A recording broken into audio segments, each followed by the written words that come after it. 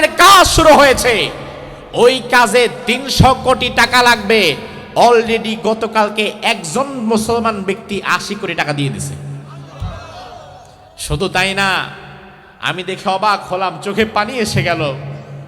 মুরব্বী, বৃদ্ধ, বৃদ্ধা মানুষ, বাচ্চা মানুষ পর্যন্ত ৩০০-৪০০ মাইল ৫০০ মাইল দূর থেকে কাঁধে করে, মাথায় করে ২টা, ৪টা, ৫টা ইট, ১ বস্তা সিমেন্ট, 2টা ইট গামছার ২ দিকে বেঁধে এরপরে এসেছে। তাদের একটাই দাবি, এই বাবরি মসজিদের জন্য আমার দেওয়া একটা ইটও থাকে। ৩০ বছর আগে ১৯৯২ সালে বাবরি মসজিদকে তারা শহীদ করেছিল। বাবরি মসজিদ ভেঙে চুরমাচুর করে দিয়েছিল। আজ ২০২৫ সালে নতুন ভাবে মুর্শিদাবাদে আবার বাবরি মসজিদ নির্মাণের কাজ হচ্ছে। আমরা আমাদের প্রতিটি মুসলমানের সমর্থন সেই বাবরি মসজিদের প্রতি দিয়ে রাখলাম। ভবিষ্যতে ভারতের কোন জালিম যদি নতুন বাবরি মসজিদের দিকে হাত তুলে, বাংলাদেশের বর্ডার খুলে দিয়ে মুসলমানেরা বাবরি মসজিদ রক্ষার্থে কারা কারা এগিয়ে যাবে, 2 হাত তুলে আল্লাহরে দেখা।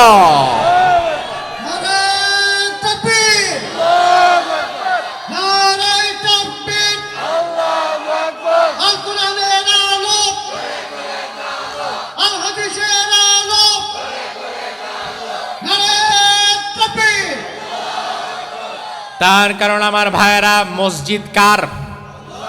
আরো জোরে। মসজিদ কি নরেন্দ্র মোদীর বাপের সম্পত্তি? বাবরি মসজিদ ভেঙেছিলে তোমরা ৩৩ বছর আগে। তার প্রতিবাদে আমরা কোন মন্দির বাংলাদেশে ভাঙি না, আজও ভাঙবো না। তার কারণ বাংলাদেশের হিন্দুদের সাথে আমাদের কোনো শত্রুতা নাই। আমরা বাংলাদেশের হিন্দুদেরকে পিটায় ভারতে পাঠাই নাই, পাঠাবো না। কারণ সৌহার্দ্য সম্প্রীতির দেশ বাংলাদেশ, ঠিক কিনা? আপনাদের কসবা বাজারে একই সাথে মুসলমানের দোকান, পাশে আবার হিন্দুর দোকান আছে না নাই? ওই হিন্দু কি ব্যবসা করে না? খায় না? তো আমরা যদি হিন্দুদেরকে এক চেটিয়া এক ঘরে করে দিতাম, তাইলে হিন্দু কি ব্যবসা করে টিকতে পারত? কারণ হিন্দুর দোকানে যেই জিনিস, পাশের মুসলমানের দোকানে তো একই জিনিস আছে। তারপরেও আমি হিন্দুর দোকানে কেন যাই? কারণ আমাদের মধ্যে কোনো জাতপাতের ব্যবধান আমরা করি না। সামাজিক সম্প্রীতি সৌহার্দ্যের অন্যতম নজির বাংলাদেশ। তবে এই কথাও ঠিক, মসজিদের উপরে আঘাত আনা মানে হচ্ছে আমার কলিজার উপরে আঘাত আনা। মসজিদটা দুনিয়ার কারো বাবার সম্পদ না। মসজিদ কার ঘর? আরো জোরে কন। আল্লাহ বললেন, ওয়া আন্নাল মাসাজিদা লিল্লাহি ফালা তাদউ মাআল্লাহি আহাদা।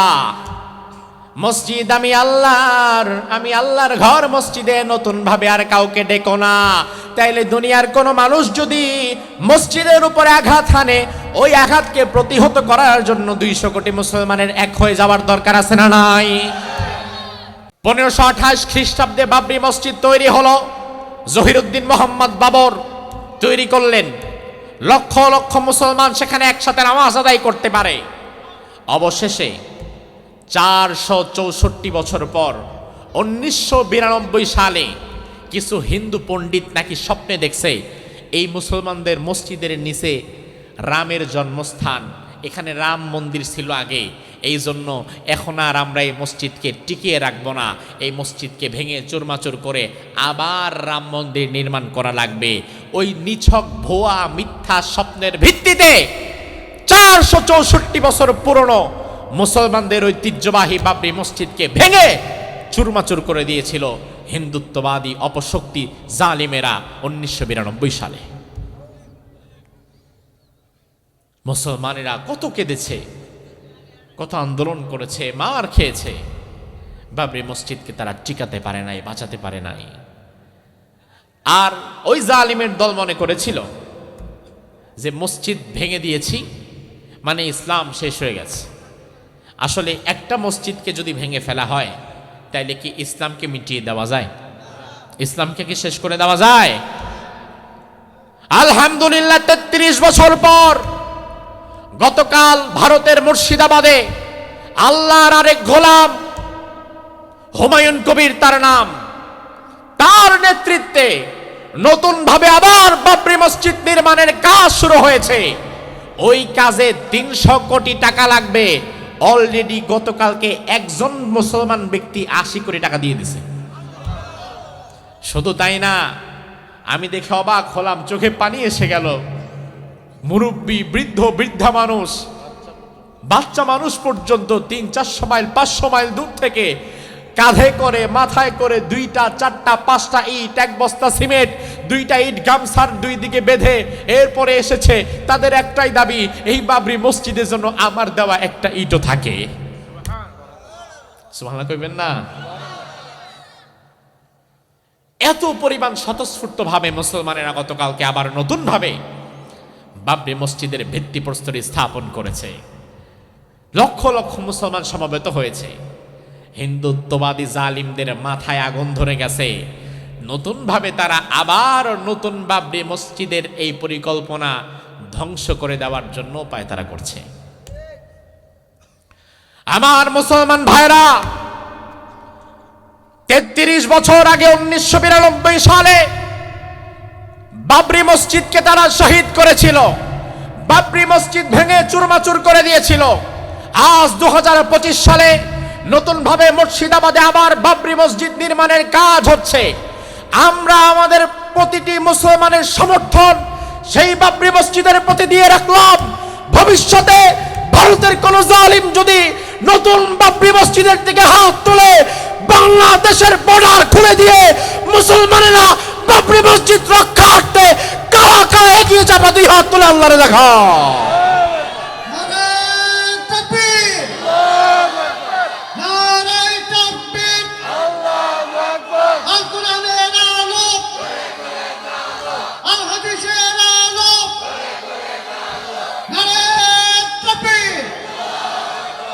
তার কারণ আমার ভাইয়েরা, মসজিদ কার? আরো জোরে। মসজিদ কি নরেন্দ্র মোদীর বাপের সম্পত্তি? বাবরি মসজিদ ভেঙেছিলে তোমরা 33 বছর আগে। তার প্রতিবাদে আমরা কোন মন্দির বাংলাদেশে ভাঙি না, আজও ভাঙবো না। তার কারণ বাংলাদেশের হিন্দুদের সাথে আমাদের কোনো শত্রুতা নাই। আমরা বাংলাদেশের হিন্দুদেরকে পিটায় ভারতে পাঠাই নাই, পাঠাবো না। কারণ সৌহার্দ্য সম্প্রীতির দেশ বাংলাদেশ, ঠিক কিনা? আপনাদের কসবা বাজারে একই সাথে মুসলমানের দোকান, পাশে আবার হিন্দুর দোকান আছে না নাই? ওই হিন্দু কি ব্যবসা করে না? খায় না? তো আমরা যদি হিন্দুদেরকে এক চেটিয়া এক ঘরে করে দিতাম, তাইলে হিন্দু কি ব্যবসা করে টিকতে পারতো? কারণ হিন্দুর দোকানে যেই জিনিস, পাশের মুসলমানের দোকানে তো একই জিনিস আছে। তারপরেও আমি হিন্দুর দোকানে কেন যাই? কারণ আমাদের মধ্যে কোনো জাতপাতের ব্যবধান আমরা করি না। সামাজিক সম্প্রীতি সৌহার্দ্যের অন্যতম নজির বাংলাদেশ। তবে এই কথাও ঠিক, মসজিদের উপরে আঘাত আনা মানে হচ্ছে আমার কলিজার উপরে আঘাত আনা। মসজিদটা দুনিয়ার কারো বাবার সম্পদ না। মসজিদ কার ঘর? আরো জোরে কন। আল্লাহ বললেন, ওয়া আন্নাল মাসাজিদা লিল্লাহি ফালা তাদউ মাআল্লাহি আহাদা। মসজিদ আমি আল্লাহর, আমি আল্লাহর ঘর। মসজিদে নতুন ভাবে আর কাউকে ডেকো না। তাইলে দুনিয়ার কোন মানুষ যদি মসজিদের উপরে আঘাত হানে, ওই আঘাতকে প্রতিহত করার জন্য 200 কোটি মুসলমানের এক হয়ে যাওয়ার দরকার আছে না নাই? কিন্তু দুর্ভাগ্যজনক বিষয় হচ্ছে 200 কোটি মুসলমান কিন্তু দেখবেন এক হবে না।